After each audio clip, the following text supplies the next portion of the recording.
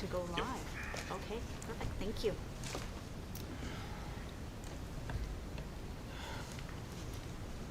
Okay, hello everyone. Welcome to our December board meeting. I'd like to call us to order and acknowledge that the Board of Education acknowledges we are on the traditional territories of the Comox First Nation. We would like to thank them for the privilege of living on their land and the gift of working with their children. Looking for a motion to adopt our agenda. Trustee Howe and Trustee May, thank you. And all those in favor? And that is carried. Motion for last month's meeting minutes. And, okay, Trustee Howe and Trustee May. And all those in favor?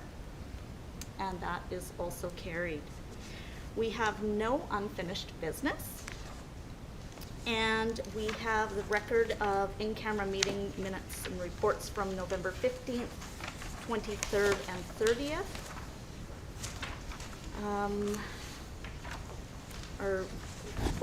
Are we just acknowledging that those are, there's a record of them? Thank you. Yes, okay, perfect. Board Chair verbal report. Okay, this is my first report. Okay. This first couple of weeks has been busy, productive, a little bit of a learning curve, and full of excitement. I have taken on the tasks of transitioning into my new role and worked hard at keeping a balanced and calm to maintain trust and stability with my trustee colleagues, senior management. And as we move into the new year, this will continue to be my goal with our staff and partner groups. I have had the opportunity to meet a few other trustees in the province at our BCSTA Trustee Academy held at the beginning of December. I've attended a DPAC meeting and an Indigenous Education Committee meeting, and I look forward to those continued key relationships. I've had some emails from PACs and partner groups with kind words of congratulations. I would like to take this opportunity to thank a few people. Our past Chair Trustee McDonald and current Vice Chair Trustee Waite for helping me with the transition into this role. I would like to thank Trustee Caton for pushing me to become a trustee and taking the time to introduce me to some provincial colleagues. And I would like to thank Trustee Hawkesby, Howe, and May for their continued support in moving forward.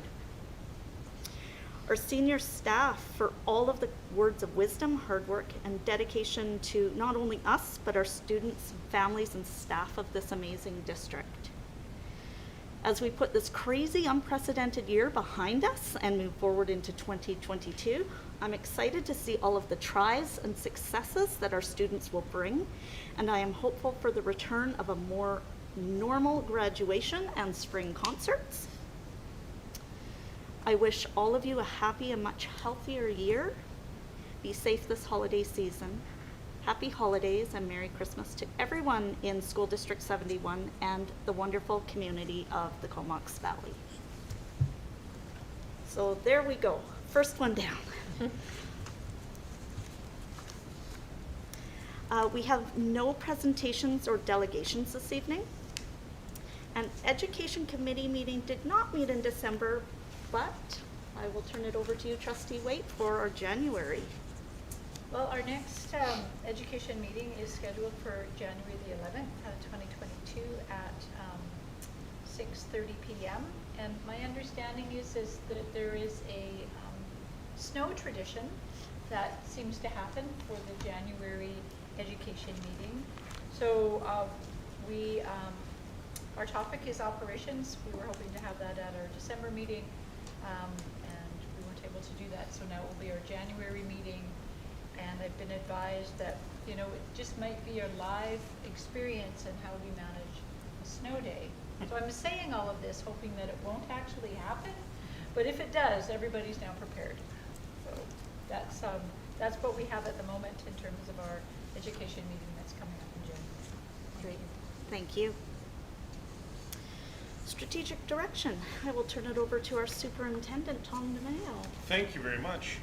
Speaking of snow day, I will jump on that. We had our first snow day was it past Monday. Seems a while ago. And went very well. And just remind people to that the first indication of a snow day, a post will be made on our school district website as well as our local radio stations, the Eagle FM and Jet FM, and through our social media feeds, and we try to get that information out as soon as possible. And there is a video on our webpage of how a snow day is actually called. It's a drive around at 5 in the morning on a snowy day with the operations crew. So it's really informative and interesting to watch. So I'm keeping my fingers crossed that we don't have any of those in the near future, at least for the remainder of this week. Would like to inform the board that our equity scan, which was canceled due to all the flooding that occurred, our presenter was trapped in the East Kootenays and was, of course, with all the road closures, was unable to make it here. It has been rescheduled for January 20th, and those invites have been sent out. We're really looking forward to beginning that very, very important work, so I just wanted to bring that up to the board's attention.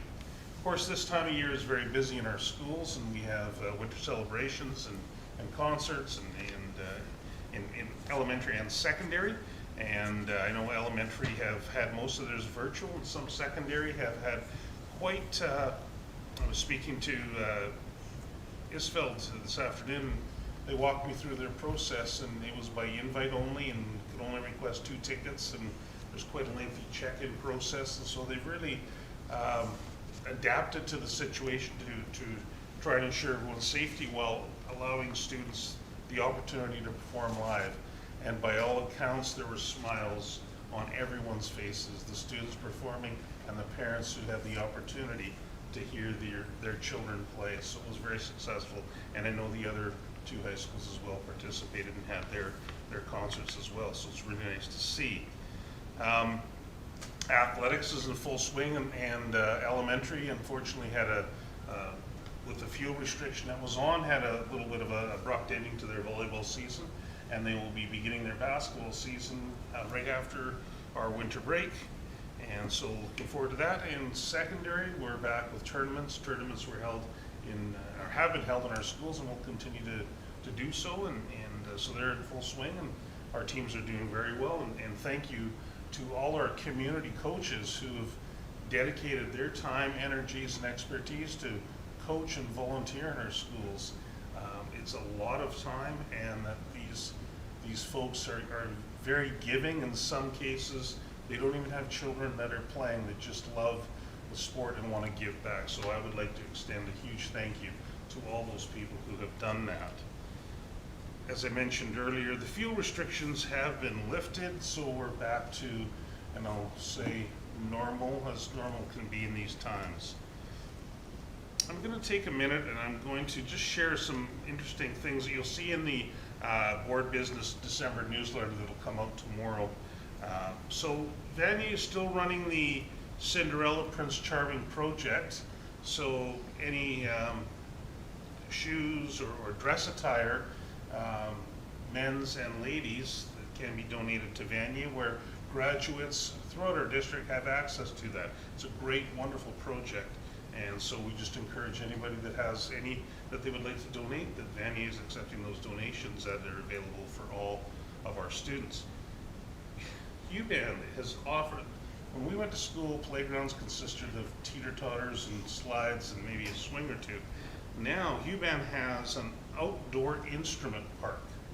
It's quite interesting, but they're all structures where kids, when our manager of communication was out visiting, a bunch of students got out and started performing music for him. And so there's a great little photo of what's happened at UBAN, and that's the amount of fundraising that occurred by the PAC to put those instruments in. So it's a really interesting park, outdoor music park, and I look forward to visiting it. Also want to share, GP Vanier did the workplace, preparing for workplace, where they had opportunities for mock job interviews with people from our community, businesses from our community who went in there and interviewed students and presented them with resume and talked to them and walked them through their interview. For some of them, this was their first opportunity. So it's a real, very, very nice opportunity for kids to try it and not have those jitters for the first time when they go and apply for their first job. So thank you very much to Kelly Georgiani who organized that event. And I would just like to encourage people that may be making plans to travel over this winter break to please, please, please familiarize themselves with the travel rules and regulations around international travel, and please be aware of what the restrictions may be if they are returning. In some cases there is isolation that's required, so we just want everyone to make sure they're very well informed before they do embark on a trip. EDIS, everyone deserves a smile. 1,352 envelopes were filled. It was a great event, and I'm not sure if any trustees had the opportunity to get down there. I see a few did. Wow, just kids care, the community cares, and those have been delivered, and there's some more being delivered this weekend to a variety of locations, not only in the Comox Valley, on the island and the east side in Vancouver. So thank you very much to all the volunteers who, once again, they surpassed their goal by 82, and just the generosity is amazing. Another, when we talk about Christmas, our students, once again in our district, have put together students and staff, put together over 267 hampers for families. So congratulations and thank you very, very much, SD71 community for answering the call and for supporting those who are in need at this time of year. I'm going to ask our Director of Inclusive Education, Sean Lamoureux, to give us a brief update of a couple of training opportunities some of our staff have gone through. Mr. Lamoureux. Thank you, Superintendent DeMail. Can everyone hear me there? Excellent. All our trustees know that the last 2 years have created a lot of stress, anxiety, and some unpredictability with our students and staff with COVID. As a district, we wanted just to ensure that our staff, and possibly because some are new, we're just fully trained in supporting our kids through all of these difficult situations. So we've concentrated on mental health, and everyone here is aware that the two recent initiatives we did, one was called Assist, and that's applied suicide intervention skills.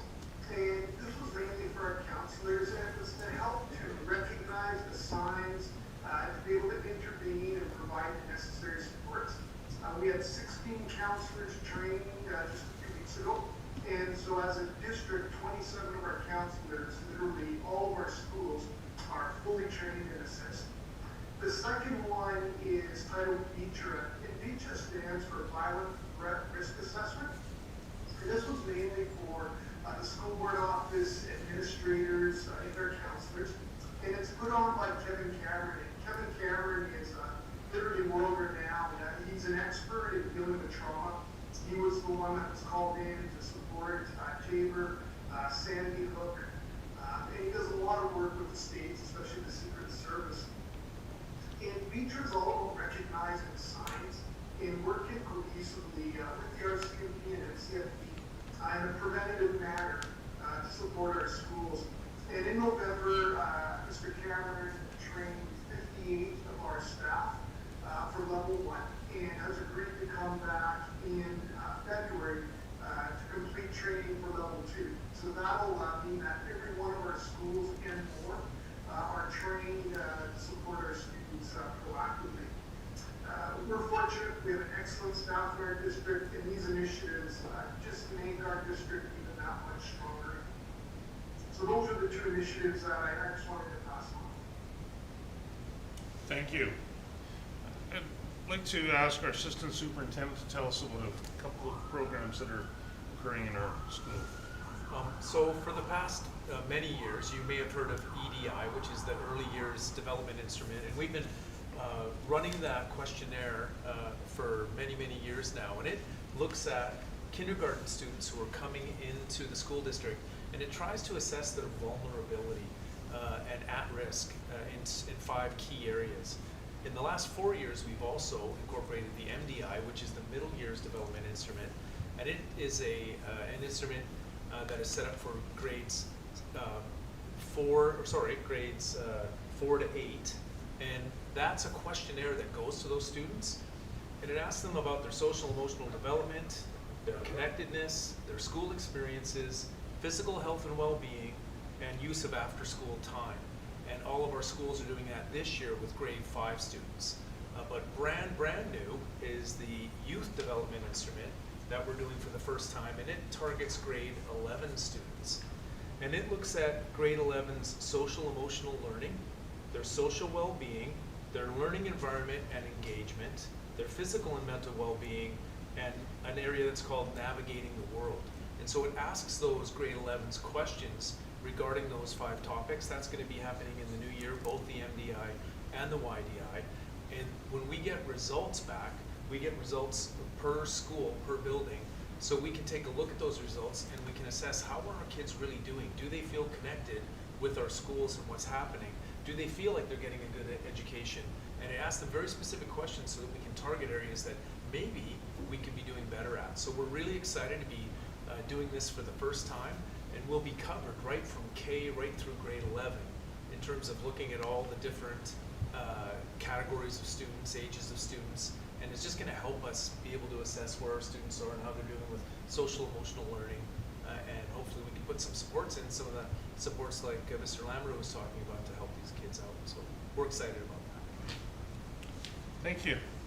And lastly, I'd like to just extend and inform the board a huge thank you to our Director of Operations, Ian Hesselgrave, who was spent the last week at the Abbotsford Flood Response Reception Center at the TradeX, helping those communities deal in the aftermath of the devastating floods that occur. And I know his skills and his work and his knowledge was greatly appreciated by all. We did receive a letter of thanks, and I just want to pass that on, and also pass on to Director Hesselgrave our appreciation for his leadership in that area and for all he's doing, and just thank him once again. So thank you. Turn it back over. Thank you. Okay, so we already had our Assistant Superintendent speak, and so we are going to move on to our Secretary Treasurer. Thank you, Madam Chairperson. So in my report, I have a letter that was drafted to the president of the Comox Valley Sports and Social Club. So as trustees are aware, Mr. Peterson had questions regarding the rates for rentals once we were able to open our facilities back up after COVID. So attached is the letter that was written in response to Mr. Peterson's questions, and we thought that other people may have similar questions to Mr. Peterson, so we wanted to include the response in our board package. So if there's any questions regarding the letter, I'd be happy to answer them. Does anyone have any questions regarding the letter? It looks like we do not. Okay, thank you. And I just wanted to add my thanks as well to Director Hesselgrave for his volunteer service with the Abbotsford flood recovery. We received a very nice email from Miss Chrissy Borsath complimenting Ian on his hard work and what an asset he is, and how he helped them out. So I just wanted to add my thanks to Ian for that, and you know, it was definitely an eye-opening experience and a challenge, and we appreciate that he did that on our behalf. Thank you, Ian, and we are not giving you up. No. No, that's Anything everything. else? Thank That's you. it. Okay, perfect. Human Resources, Retirements and Recognition, that would be you, Trustee Waite. Yeah, thank you. There's one retirement to share with everyone tonight. Cliff McClellan, Senior Custodian, Cumberland Community School, retired effective September 10th, 2021, after 33 years of service. So we'd like to thank Cliff guys' work, working with our students and our schools and our community. Thank you very much. Thank you. Board Standing Committee reports. Finance Committee Board report. That would be you, Trustee Caton. Thank you, Chair. I was unable to attend the meeting. I popped in and out due to work commitments, so I'm actually going to turn this over to Secretary Treasurer to speak to the report and the trustees that were able to attend the entire meeting. But most of it's a financial update, pretty well standard information, and the statement of financial information is a yearly report that boards of education are required to report, and I'll turn it over to our Secretary Treasurer to speak to those reports, and Director of Finance, Candace, if she needs to add anything to the financial update. Thank you, Chairperson. So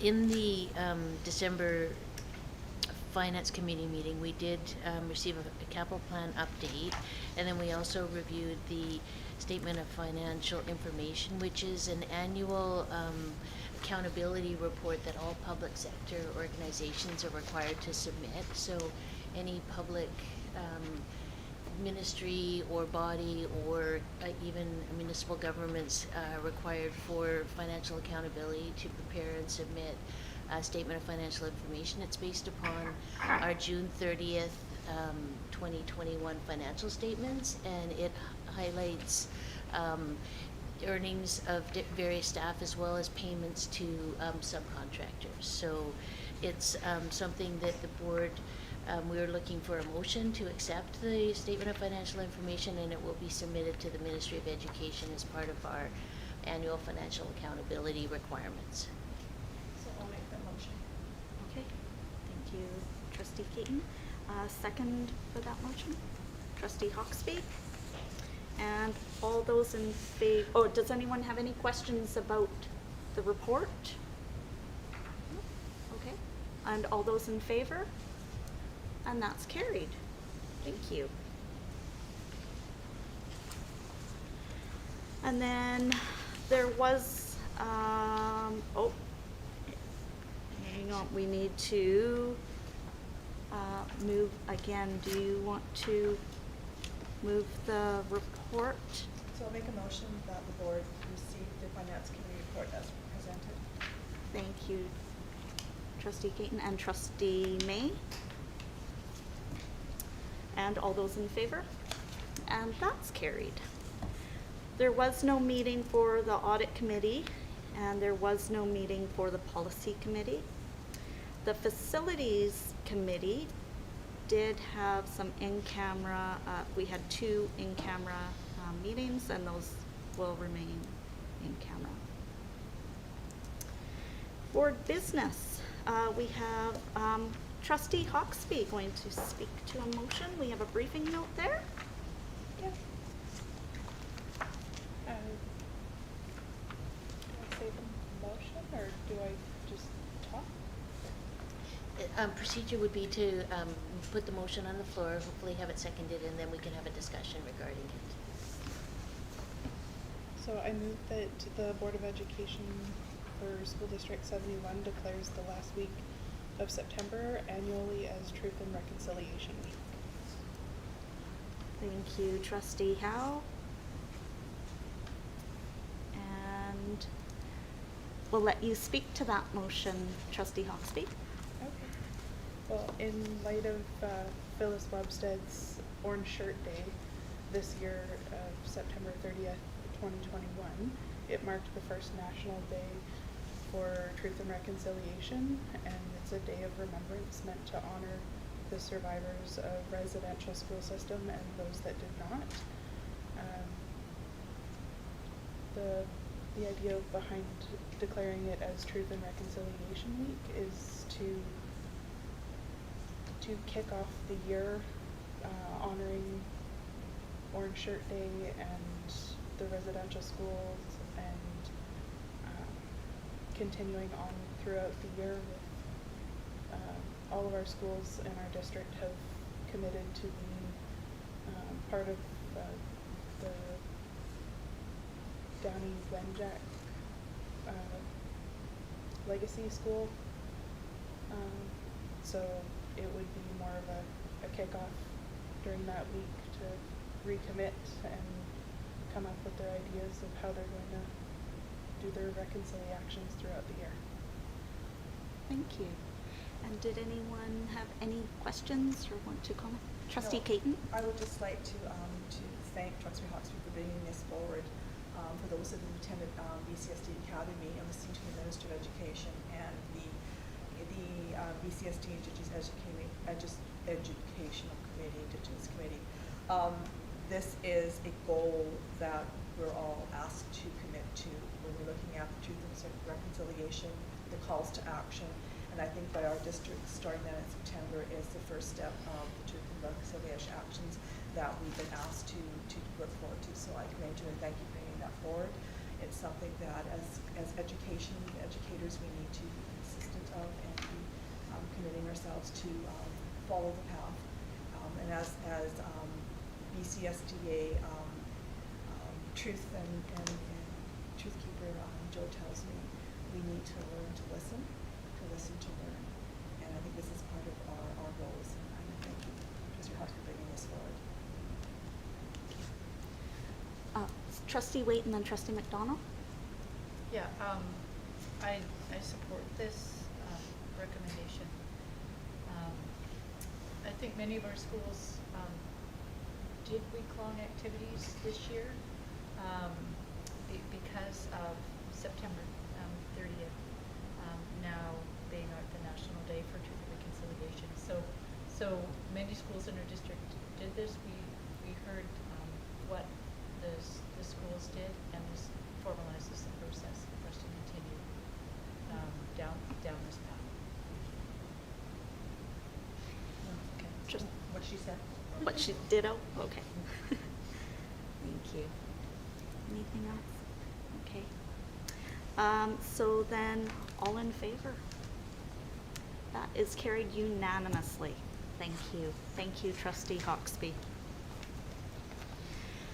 Okay, trustee appointments and assignments.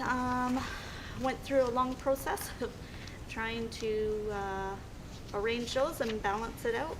I hope that everyone is okay with everything and will come to me if there's any issues. I did notice though that on our trustee school liaisons list, we do have Mark R. Isfeld secondary listed. We actually don't have the correct name down for them. They did ask for us to do a renaming, and so it should read Mark R. Isfeld secondary école secondaire. So we will have that corrected and put onto our website. Perfect, thank you. Chair, Sorry, I'm just going to jump back. Yes, Trustee McDonald. I'm just wondering if we don't need to update the list of the external committees that we're going to, because I do currently represent the board on the Comox Valley food policy. I think that was one where our participation was requested. It's it was new within the last 4 years, and I was selected as the rep. And I'm thinking that, Trustee Howe, you were attending the Comox Valley drug strategy group. Is that right? Are there other groups that have come along since that we should be adding to some of these? The integrated regional select committees actually stopped being a select committee. It is still the transportation advisory committee or something can still be convened, but it's not active as a select committee anymore. But I kind of think there's a few others that have come up since that we might want to be adding. I don't know. So perhaps those are discussions that we could have to hear about things, but they almost seem like, are those more personal trustees' passions that they would want to participate in, or would they actually be part of our external committees? They are ones in which a committee, the Food Policy Council is formally adopted by the CBRD, and various municipal parties and ourselves were asked to have representation. So, and it's something I'm thinking ahead to no longer being here's the representation. The social planning committee as well was something which every municipality has a delegate, and we were invited also to nominate and have someone participate, so. Okay, Trustee Caton, did you want to say something? I believe our process, including under our governance, is that if a community wishes to have a trustee from the Board of Education participate formally and officially, they write a letter to the Board of Education, it comes to the board discusses it, votes on it, and then supports the committee. So I think that there's a process that we have normally followed to do this. So if there are committees that trustees are sitting on, they wish to be formalized, then that organization should address the Board of Education and ask for formal representation so that we know who's sitting on what committee and that they're speaking the voice and they report back to the board. So I think that Trustee McDonald brings up a good point. We all have passions, we all attend different communities, but if it's official, it needs to come to the Board of Education. So maybe future conversation part of our governance is to maybe have a clarification. So those community organizations are aware of the process of getting a trustee to be official representative on the board. Okay. Okay. Thank you. All right. So moving along, sorry, I need to backtrack because it's such a big package. Oh, can I ask one other question? With our new liaisons, some of them are the same, but could a memo be sent to the schools with this list attached so that they would know who the liaison is, and they might take the initiative to pass us on to whoever maintains the invitation list to get in touch with us? Yeah. Because I know that it is something where the trustees having to chase around to find a contact person can be quite difficult, and we do want to make sure that that relationship is smooth. Yeah. So I think that might help. Absolutely. And as I did do that list, I made sure that there weren't conflicts, so I wouldn't have 4 on one night. That was and I do have the majority of the dates for you if you want to know them, but we will definitely attach a list and send them off. That would help. Thanks Thank a you. lot.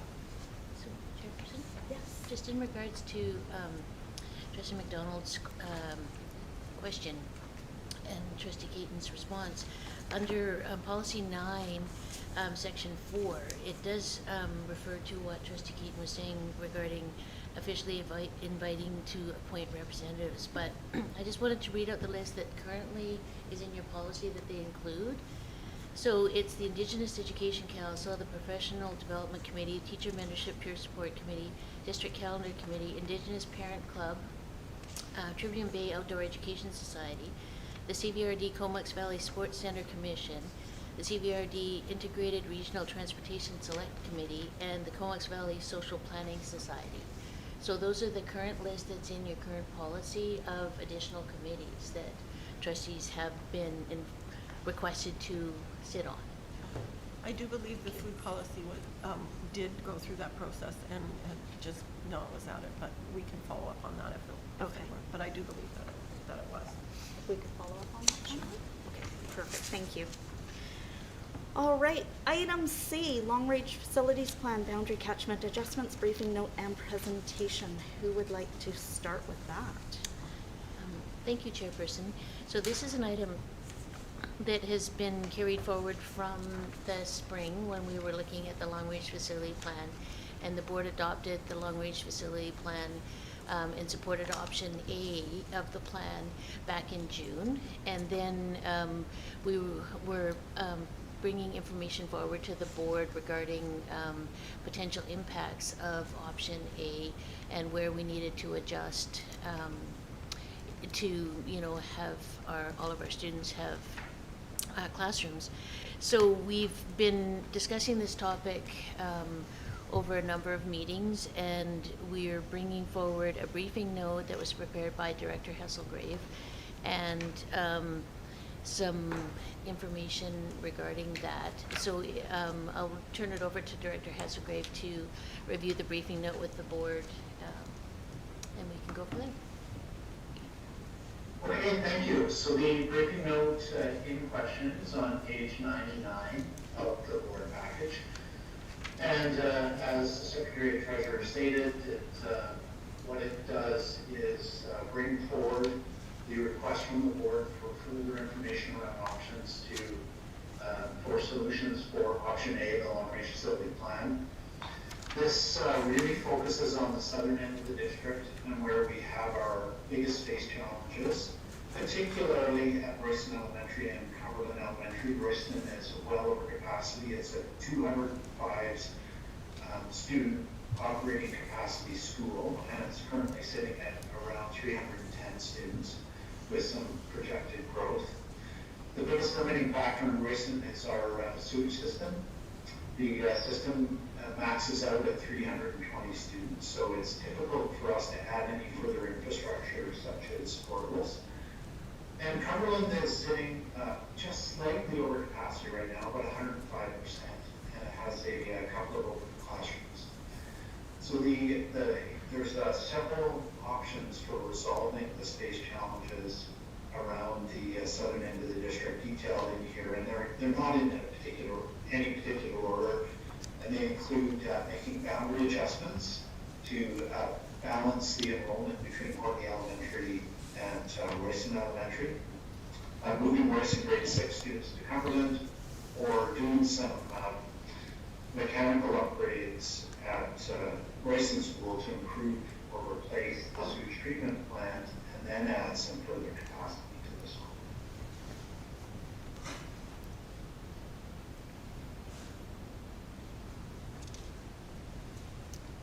Great. Okay. Thank you, Anne. So we're available to answer any questions that the board may have regarding the briefing note and the solutions presented. Trustee Caton? So thank you, Director Hesselgrave and Secretary Treasurer for the briefing note. When I was reading this, what it brings out to me is that there is a challenge at the Royston School, looking at the capacity, future growth, and long range to bridge that, and something has to be done. It's just a matter of what needs to be done to support the community. And change is always difficult, and when you're looking at possible boundary changes, classroom size and composition, moving grade structures, it does have impact to the students in the community. But the end goal is to ensure that the Royston School is balanced. The students have a space to learn in a healthy environment. You have a septic system that only supports a number of students. Do you invest operating dollars into creating a larger system that will have more students, but you still have the issue of your structure, your library, your sciences, your office, and your gym still only support a number of students. So there's a number of challenges. And I believe we've got a couple recommendations from senior staff, and I'm just going to ask for clarification on that. So we're looking at one possible is moving the ridge to Courtney Elementary is one option, doing a boundary shift. That's one option, that's a possibility for discussion, and the other option is moving the 6s and 6. So there's a couple of things we've talked about. So if we were to move the ridge as a boundary change, what impact will that have on Royston, and what will that have, that's just one of the options, and we'll have on Courtney Hill, because we're going to talk about the community. So there's a number of possibilities that we need to be looking at. And I'm not saying we're doing it, but this is the conversation we have, is looking at all options on the table as we move forward. So to the superintendent, and that if we were to move students to balance Courtney Elementary will have a benefit, and Royston will have a benefit. Am I correct? Yes. I can answer that Okay. question. So first off, I'll start by it's not just the ridge. Okay. It's a whole area, and I'll get the assistant superintendent who's been playing with some of the numbers to give us a little more detail about that. Yeah, this move would entail Fraser Road, the Ridge area, Comox Logging Road. It would move down south of the, well, I guess it would actually be west of the Old Island Highway, and incorporate some of the students that live down in that area too. So it's kind of a whole area that made a lot of geographical sense when we drew this on the boundary map. Yeah, and that would incorporate about 37 students for next school year. Any other questions? Oh, Trustee McDonald? Well, I do think, and I had mentioned this earlier, that it's important that we recognize that the area in question was formerly a rural area and was brought into the city of Courtenay. And prior to the developments in that area, which have impacted our schools. And at the time, there wasn't a real thought about adjusting the catchment to reflect that it was now part of Courtenay. But I think that it is appropriate to recognize that this development created challenges for a school which would, definitely was in the area beforehand, but now creates a lot of challenges, and we can make a solution to that problem by using the space at Courtenay Hill, bring it into Courtenay. If it wants to be part of Courtenay, it should be part of Courtenay, and that the Catchment School Lake Trail is the brand new facility and there's room for it, whereas Cumberland is we know is experiencing pressure. We are looking for a construction project there for an expansion, and so the pressure, the solution of moving grade sixes from Royston to Cumberland is short term. It does not really provide us with long-term relief for Cumberland or Royston, and I think this is a step that would put those students into the right category. So I feel fairly positive about that, and I do think that rationale is a reasonable basis to make a decision. So I like to have it on the record. I don't think it's really very explicit in the briefing note, but it is an important piece for me in terms of making a decision around these questions. Okay, thank you. SJ and, Trustee Howe and then Trustee May. Yeah, I mean, it's been a lot of information, nothing that we haven't, that hasn't been brought to us before. It's just been so extraordinary to see the changes that have happened. I'm just feeling like grateful that we didn't do anything a couple of years ago when things were brought to us, that we were able to just sort of choose this option and see how everything happened, because we are seeing growth in other parts of the district as well, and just seeing how everything has played out, and with everything happening, just with COVID and everything, having that on top of having some previous adjustments, I feel like, now we're sort of in a time where we have to make some changes, and I'm just glad that it's sort of starting to happen now versus before. So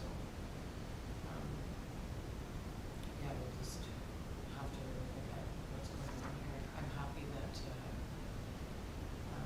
we're taking a look at this though, because there's some real problems happening in the district that we need to solve together. So. Trustee May?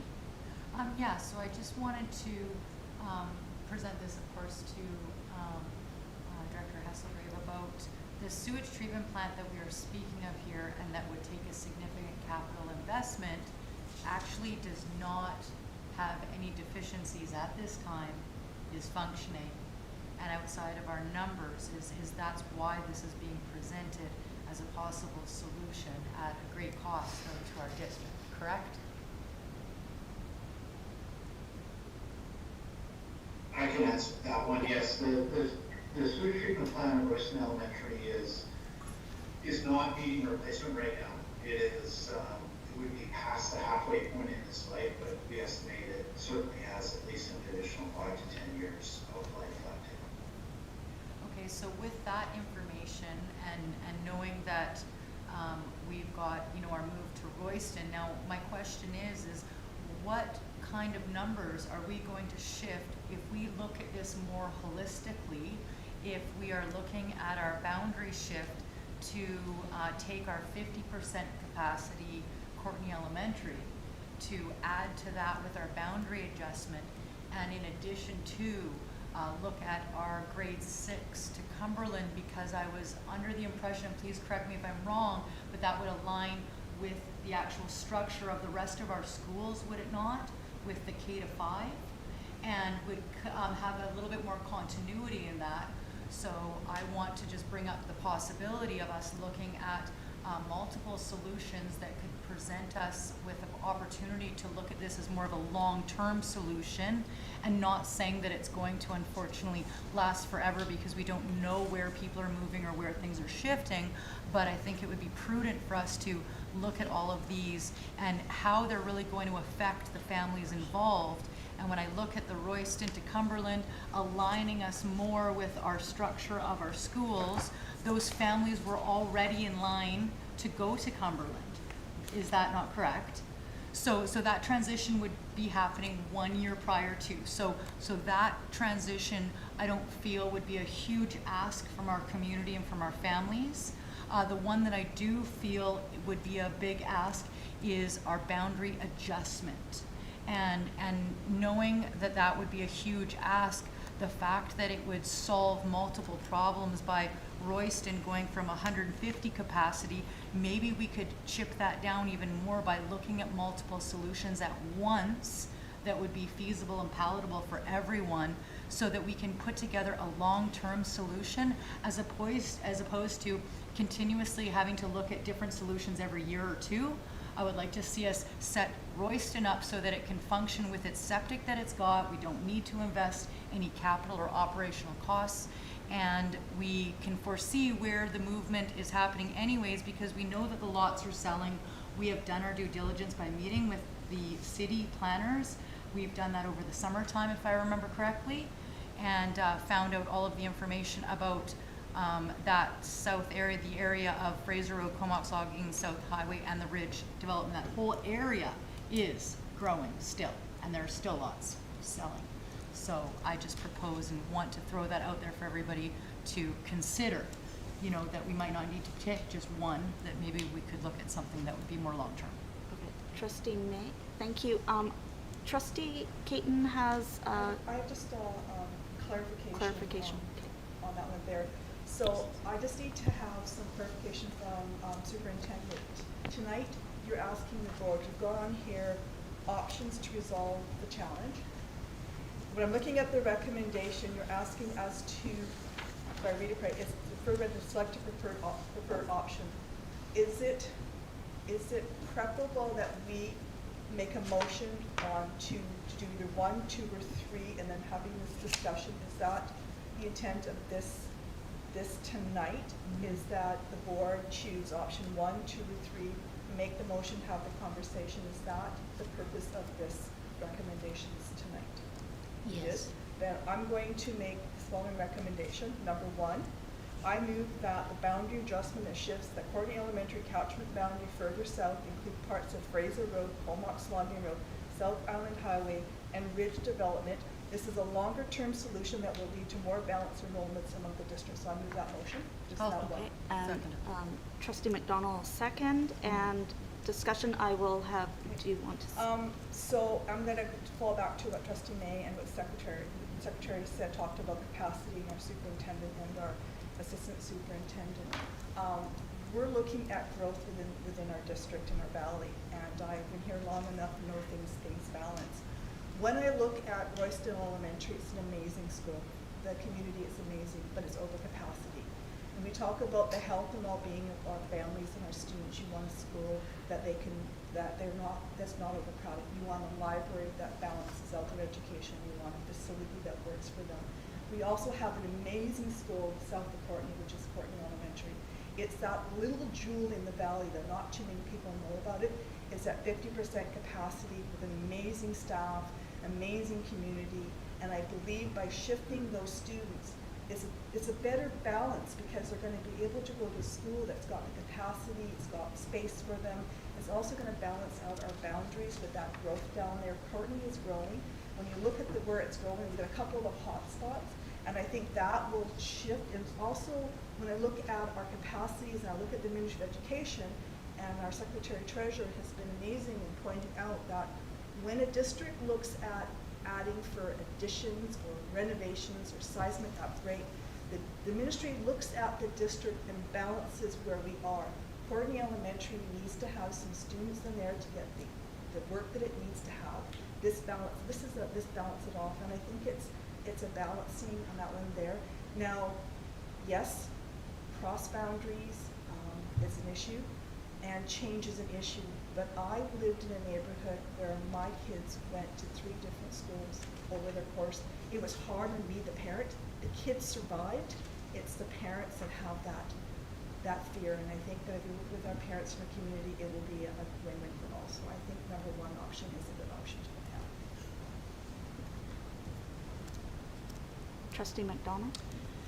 Yeah, I'd agree. I think it was interesting to hear Trustee May looking at doing both, but I don't think that they're necessary at this time. I think that we are still in a fluctuating time, but in that case, we would be moving a number of students from grade 6 that don't need to be moved. The fact that our schools are K to 5 in the West Courtney area was because of overcrowding in Arden for a number of years ago, and we moved students there, but we were K to 7 in most of the rest of the district. So I don't think that we have a standard size, and we've seen a lot of shifts.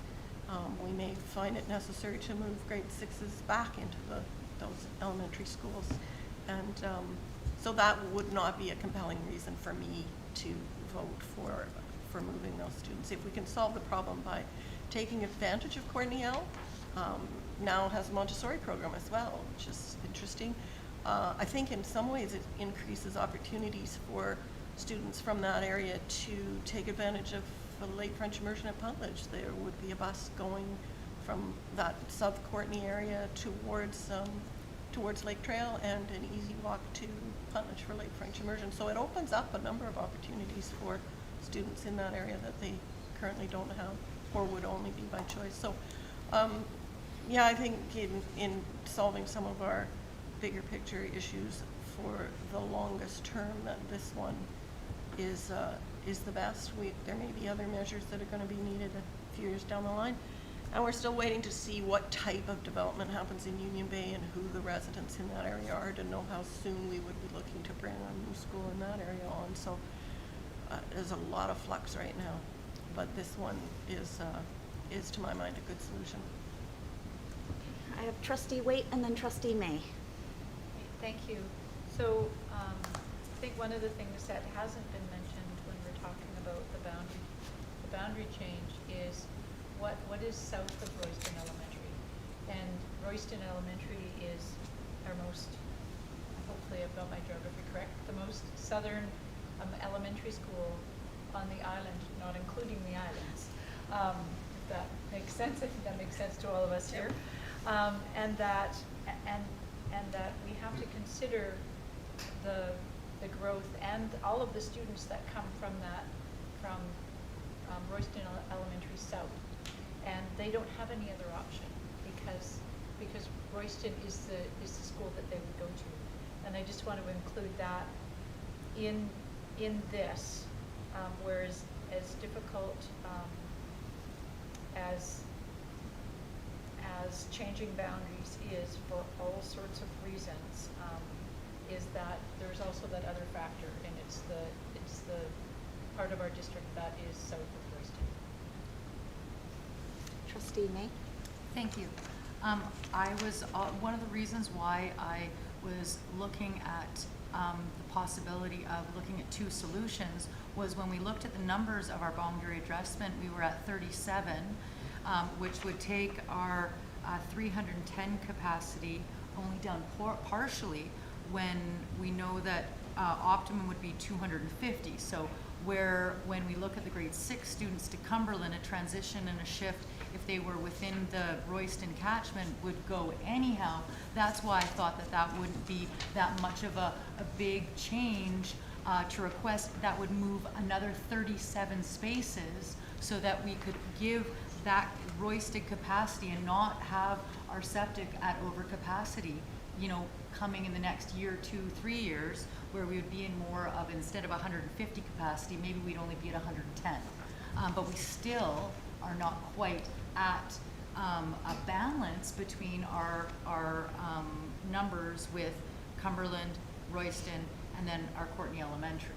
So that's why I thought if we were going to do some changes and we're really wanting to make an impact on our school, how it operates, and how much the children get to utilize the spaces and have their fair share of time in all of these spaces, because we are limited by the construction there, then what can we do? And it seemed like a very great solution that the board put forward to us. And so I just figured, why not tap into that opportunity? So I have, Just a hang on, one, superintendent wanted to answer Just want and to then clarify, vote. it wouldn't be 37 going up if both options, because the option of moving the 6s contains some of the students that currently live in that Fraser Road triangle that we're talking about moving, so it would be less than 37 moving up. So it'd be So less. it's not 37. Okay, so maybe 37 and 30 or something then? Yeah, I don't have the numbers. Yeah, there would be, Okay. it would be 6 less, 31. 31, so okay, yeah. 37, 31. Okay, because I was just thinking we need to kind of basically trim down around 50 to 100 students. So, you know, for Royston, so how do we go about that? Okay, thank you. For the Just a clarification. pointer to Trustee May, just because we're voting on the number 1 does not mean you cannot bring forth the motion for number 2. You still have the ability to do that. So don't feel that because we did 1, we don't have to. Just a point of order to what I'm listening to what you're saying, Yeah. that you have the ability to bring that forth as a motion as part of this one. So just don't feel you don't have to do that. Just a point. I just wanted to see what everybody else's thoughts were on the topic. Thank you, though. Thank you, everyone. Any, Trustee Howe?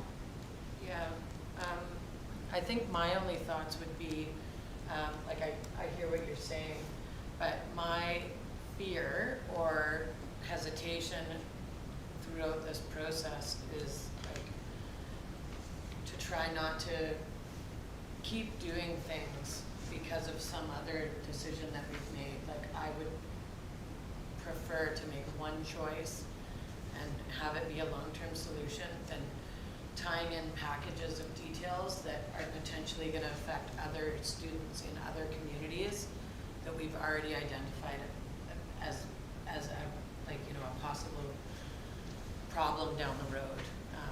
And I feel like when we did a deep dive into all of these scenarios and we looked through everything,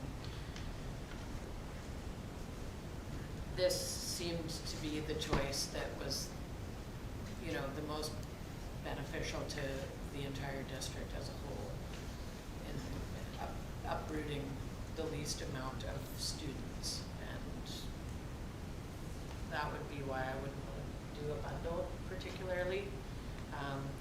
But of course, you know, I'm open to having conversations about anything, and I'll listen to anybody always. So thank you.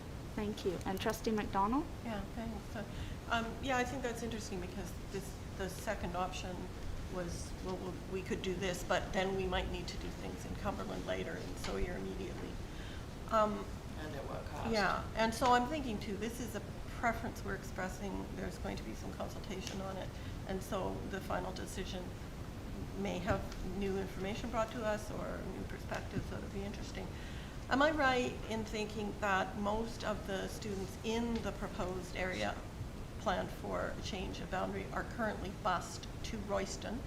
So they would be at this point bused to, or some bused to Cumberland. They would be bused to Cornell and to Lake Trail if they were in the older category moving forward.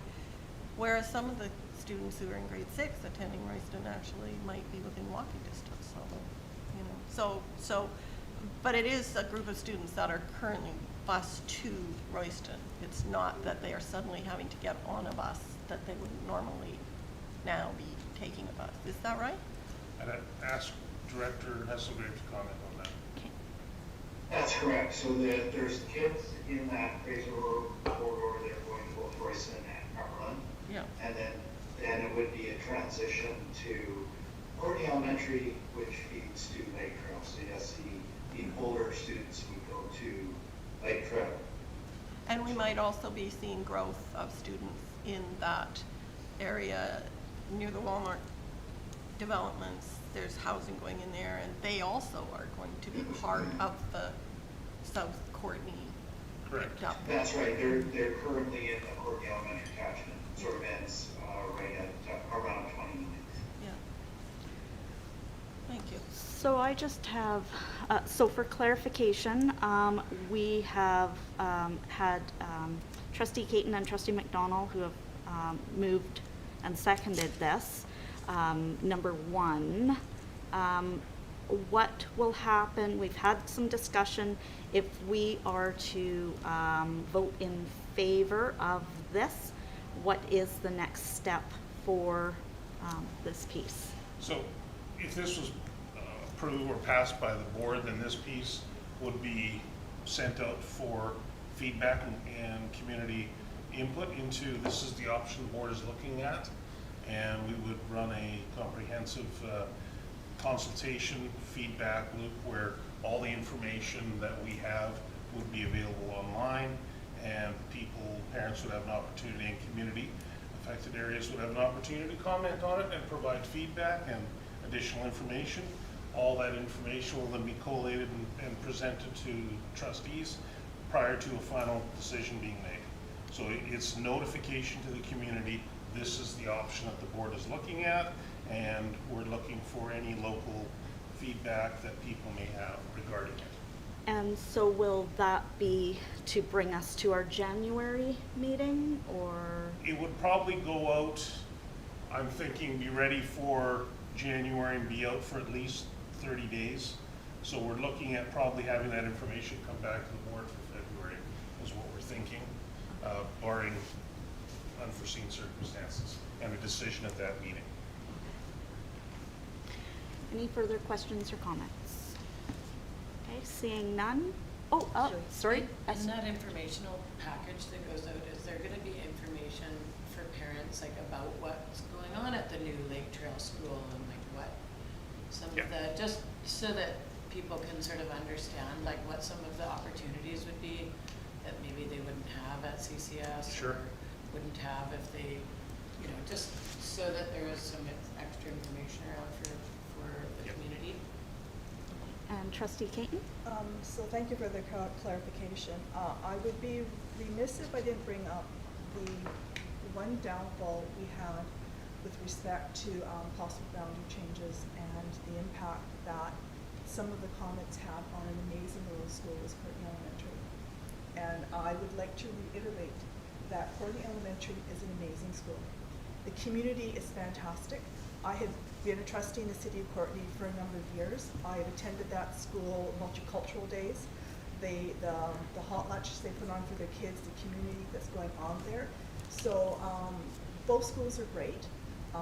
There's, you know, it is good, but I would like to just comment is that Courtney Elementary is I'll call it a little hidden jewel in the Comox Valley that doesn't get a lot of press and publicity about it. They're kind of under the radar, but they're an amazing school. The kids that leave that go to Lake Trail, end up on honor rolls and whatever it is. So that's just the one thing I would like to just reiterate is that, you know, it's schools are great. It's just you're shifting boundaries to support the students' education, so you have a balanced school, and kids have a chance to be in a classroom that's not overcrowded, a library that's not overcrowded, gym that's not overcrowded, hallways that are overcrowded. They have more space to grow and to be kids in an amazing educational system. So that's the one thing that I would like to just comment about is because of some of the comments the last time that came around on that one there, just get that out there is that it's a great school.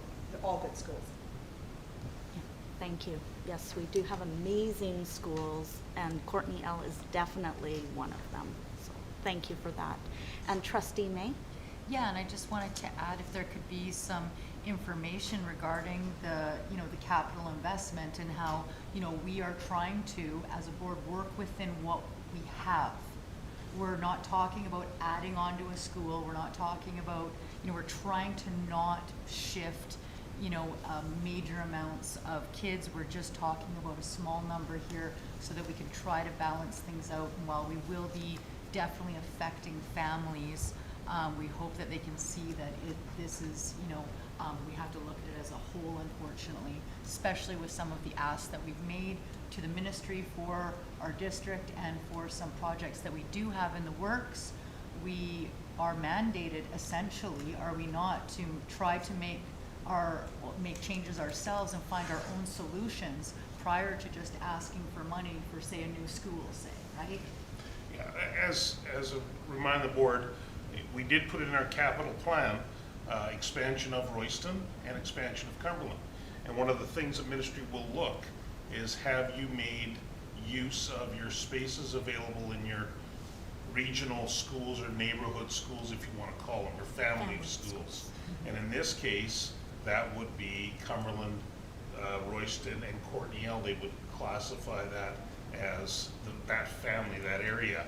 And if we're not showing that we're making use and making some of those decisions locally, it may not reflect positively on our application process for funds in the future to get the expansion that we have talked about and mentioned last time we went through this process.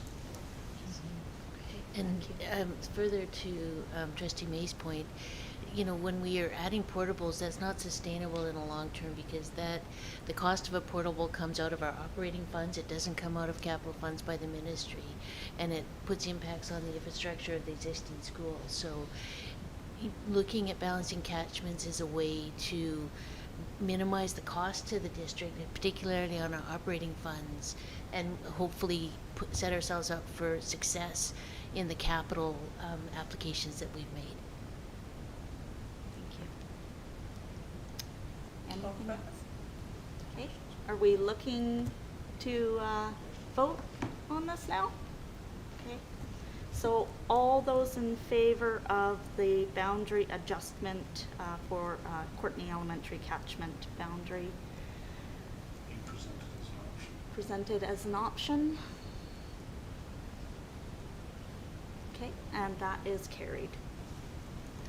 Thank you, everyone, for that discussion. Of course, we will keep tabs on this and keep on top of it. Thank you. Thank you so much to our Director of Operations for his hard work on this, and the whole senior management team. Thank you.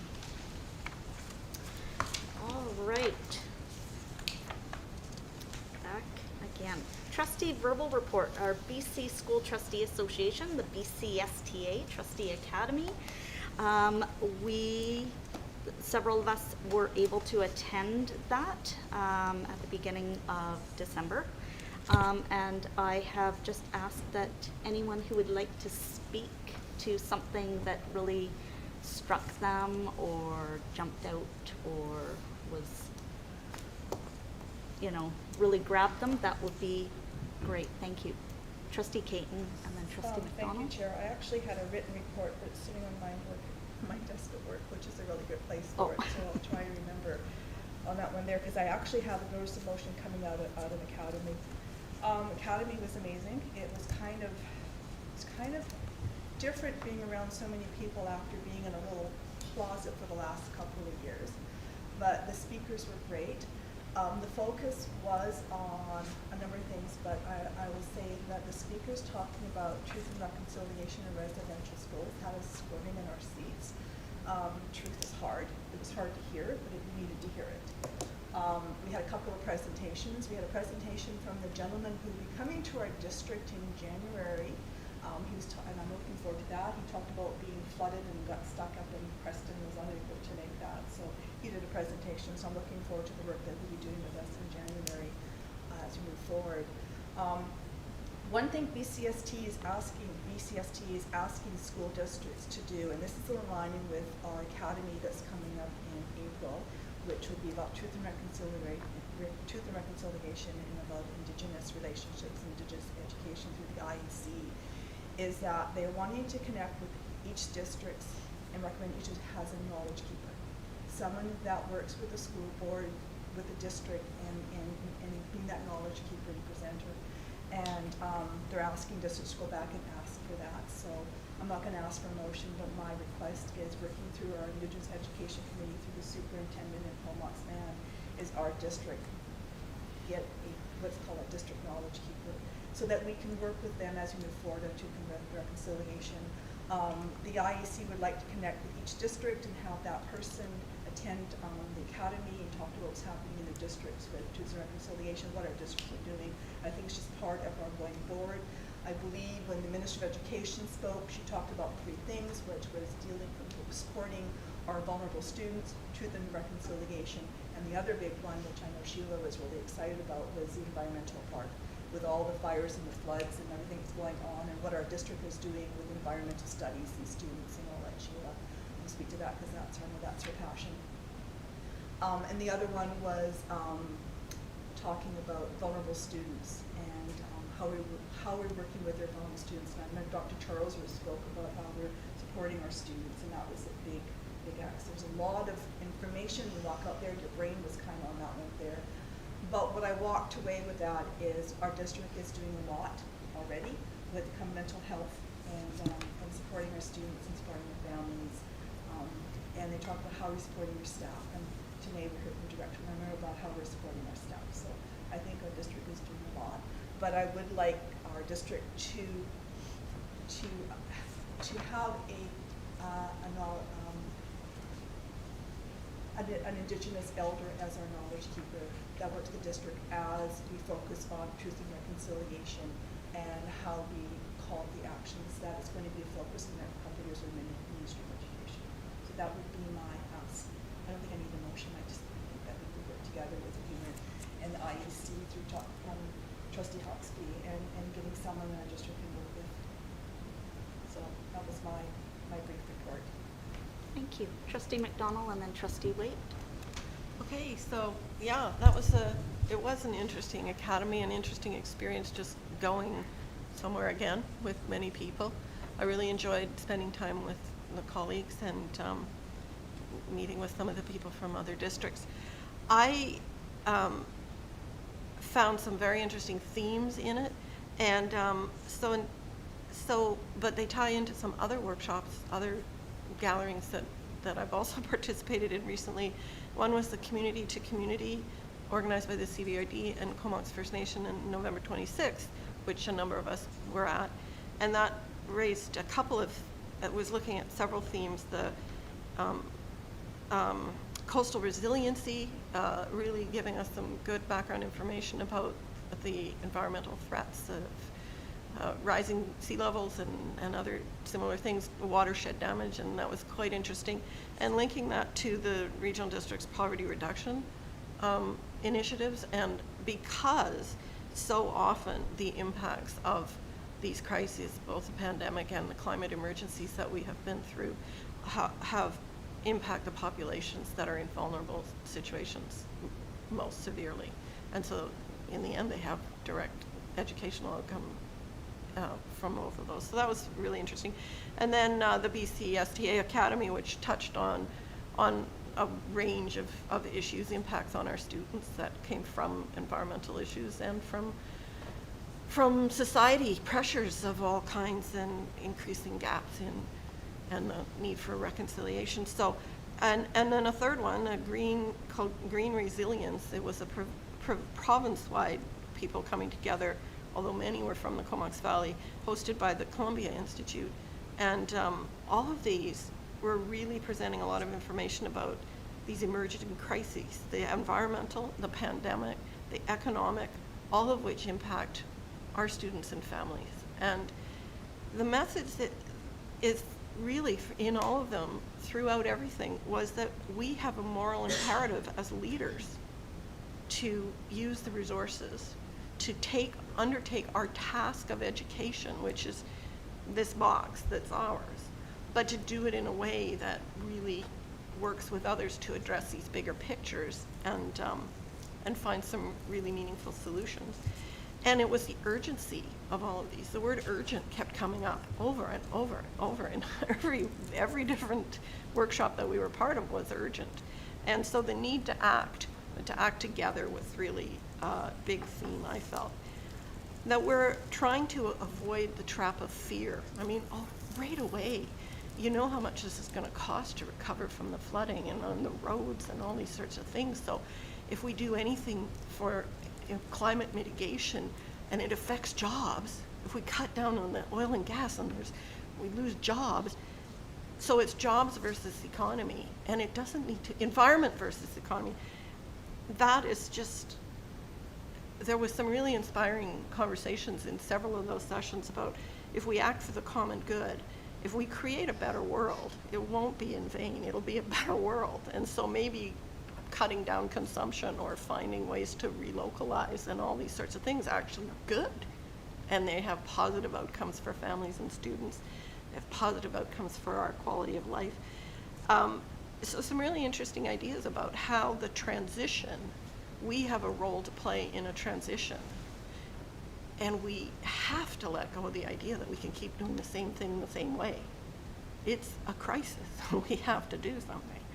So a lot of it in the Valley, some of the suggestions were more about creating more hubs. Well, that ties in with our schools and our families and their needs and the poverty reduction plan, the environment and the poverty reduction plan, reducing greenhouse gas emissions, cutting transportation. Those tie in with building stronger communities in local areas.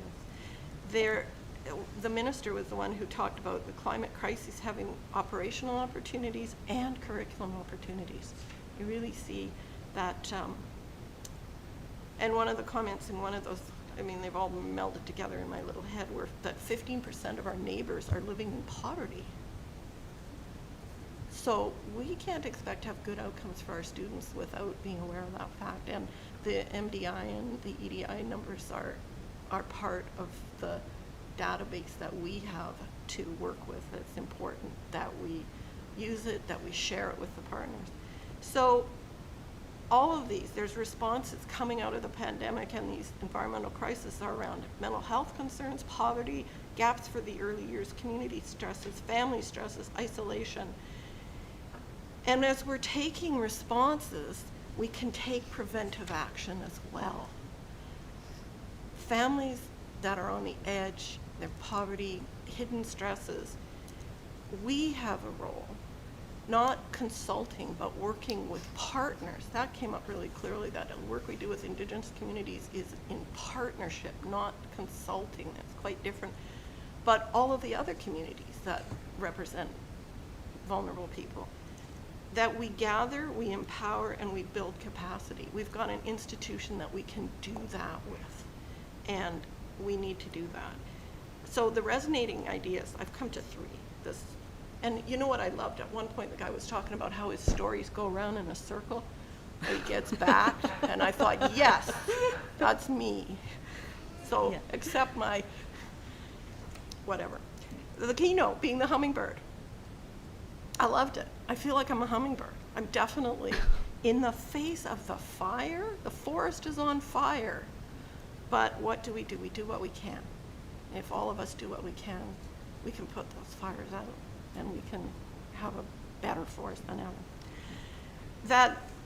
That we, as trustees, have less than 1 year left in our terms, and what's our legacy? What work really what's the most urgent things that we will address in our strategic plan to set up for the future success? What are those things? And they're coalescing to me, and I do have a few notice of motion ideas coming forward, or just process things that I'm hoping we'll work with together on the new year. Okay, thank you. And the closing conversation was the one that really brought me to tears at the Academy. Most of it was about belonging. It was about the need for all of us to belong, for our students to belong. That one, it's bringing me to tears right now. But that one for me is so much of that sense of what our community schools do, what our Indigenous education workers do, how we bring community in, how we bring elders and the whole family to bear. And in so many ways we do that. How do we amp that up? How do we do more? All of the people who attended the community to community, our municipal partners, the agencies, all their staffs. We've got early years collaborative, we've got anti-poverty groups, we've got mental health networks meeting together, supporting them. We have to take the urgency of all these crises to work in that way in partnership and do more, because we can build a better world. And I came out of that academy going, yeah, we have to build a better world, we can do it. So, it was a good experience. Thank you. Yeah. Thank you so much for being so passionate about everything there. You know I am. Trustee Waite. All right, so I'll speak to a couple of things, Okay. highlights for me from the academy. And, you know, it's always interesting what comes out of a verbal report. I guess I'll start with that. So I'm going to start at the end of the academy, and then I'm going to go to the beginning. So like the two trustees that already spoke about Jennifer Charlesworth, she's a representative for children and youth, and it was a really difficult and moving and emotional ending to this academy. And Dr. Charlesworth spoke about the collaboration between social services and education for vulnerable children. And it invoked a lot of emotion, and I really admire how the academy organizers pivoted to recognize that emotion in the room and to change what they did at the end to we ended with a song, and all of our Indigenous trustees up on the stage together, and it was really powerful. And I can't begin to say how much I appreciate when an organization or anybody recognizes that they need to do something different than maybe that they planned, to honor and acknowledge something that's taken place in an event. And then I'll move to like I say, more less deep beginning of the conference, and I'll talk a little bit about the little hummingbird that Trustee McDonald talked about. So anybody who attended the pre-conference, we all received a book, and I love books, and we received a beautiful mask. And this book by Michael Nicol Bulinas, I think I probably messed that name up terribly. He was one of our speakers, and he wove through his story, his presentation to us. He talked about Indigenous issues. He talked about environmental issues, and he talked about the ability of people and things, and in this case a hummingbird. You each can do a little bit, and you can each do what you can. And while it might not seem huge, that one little bit, collectively, all those little bits together can do something. And I encourage folks to have a look for this book and read it, and even gift it to people, because it's a school age book, but the layers of what's the word I'm looking for? The layers in this book say a lot, and it was a wonderful way to attend a conference together with all of our trustees. It was a wonderful way to begin. Thank you. Thank you.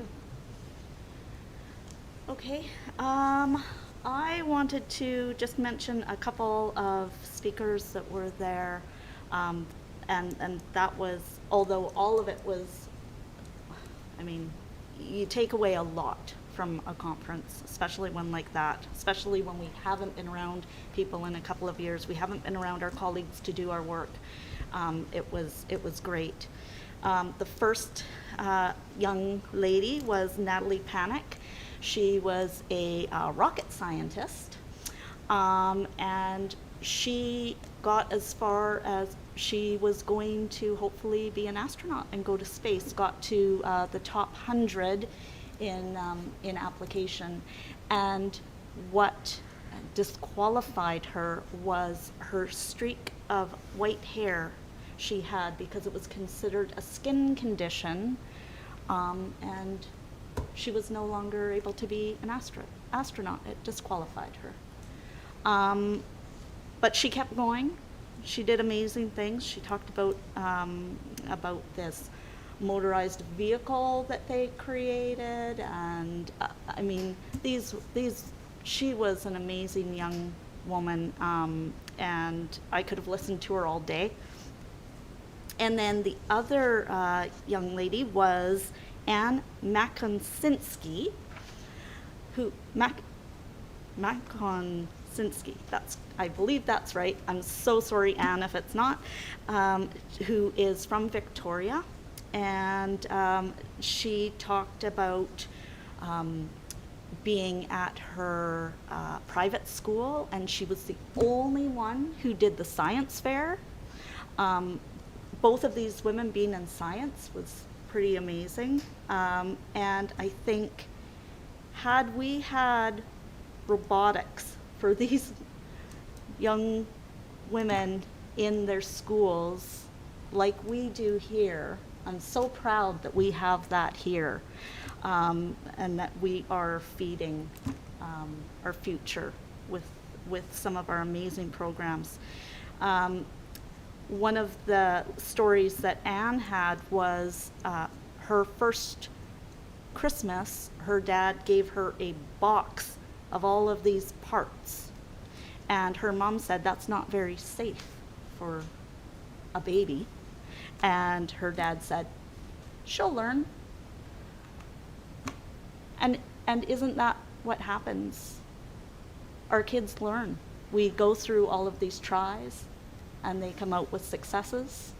And that is what I took away from it. So thank you to our district for supporting those future kids and citizens, and helping create jobs that we don't even know exist yet. So that's what I took away from it. And of course, spending time with colleagues was fabulous. Okay. And that brings us to board correspondence. We have none. And public question period. Do we have any questions from the public?